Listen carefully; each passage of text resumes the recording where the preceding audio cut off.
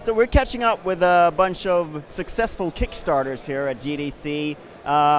Your game just got funded. Can you tell us a little bit, what is the game? Sure. So our game is called Xing, The Land Beyond. It's a first-person puzzle adventure game for the PC. Basically what happens is you're a person and you've died and you've gone to the afterlife, and in order to kind of free yourself from this sort of limbo, you end up having to solve a ton of puzzles with environmental, elemental sort of powers in order to get out. Can you tell us a little bit about your inspirations and sort of what this game is all about? Sure. I've always enjoyed games ranging from Zelda series, the Myst series, and then most recently Portal. And I've wanted to capture that kind of sense of adventure and in a more lush environmental sense. I enjoyed the games, even the Metroid series, of the sense of solitude that you had. So I wanted to create a game that was more like that and less of the combat, less of the violence and action that you see in modern games. Different kind of pacing and tone, perhaps, and atmosphere as well. Yeah, that's correct. We're trying to do a lot with gameplay. We really like emergent gameplay, so we introduce players one power at a time.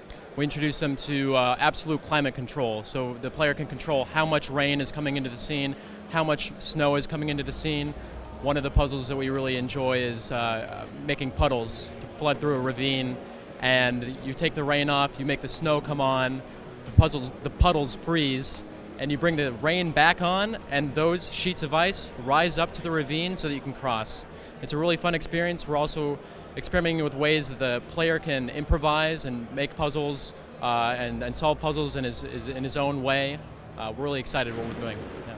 So what I always ask anyone who's been on Kickstarter is what that experience been like. Usually you get sort of like, oh, it's been great and everything's fine. Has there been both positives and negatives, and sort of what has that experience been like?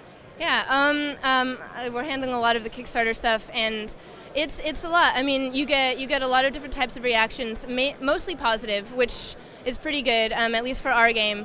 But I mean, there are always, the vocal minorities that kind of speak out against one thing or another. One thing doesn't work for them, or something else is, and we try to please as many people as possible. But there's only 3 of us, and there's only so much time in the day for us to develop and write back to every person. So I mean, we've really been trying, but it is definitely an experience.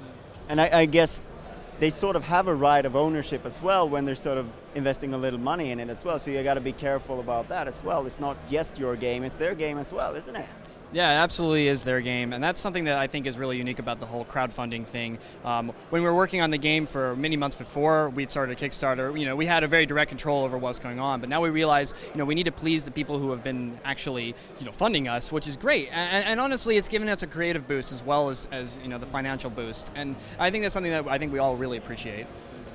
And you're on Steam Greenlight as well. Can you tell us a little bit about that? Of course, that's a very important thing to get on to Steam, right?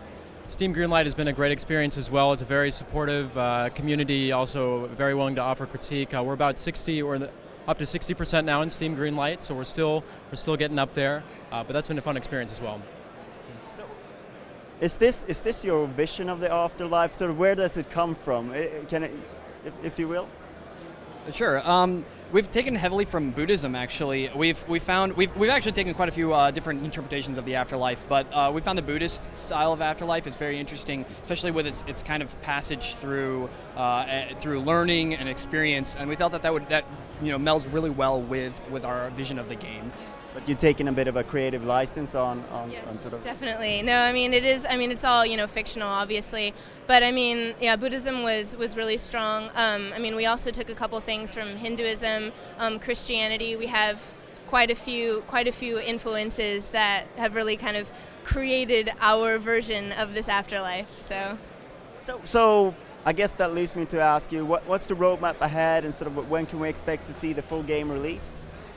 We're looking for an October release, which is going to be a big push for us. But I think we're going to be able to make it. We've already got a good chunk of the core engine and a lot of the assets created. It's just going to get down and dirty and make these puzzles happen, make the whole sequence of events happen, and we're excited. So. And we also have a demo that you can download right now and play. You can get it via torrent or via download. And it's about a 30-minute experience. It's an open sandbox, little sampler platter of the game. We have 4 crafted environments and some puzzles too. So it's really fun. Right. Thank you very much for your time. All right. Thank you so much. Thank you.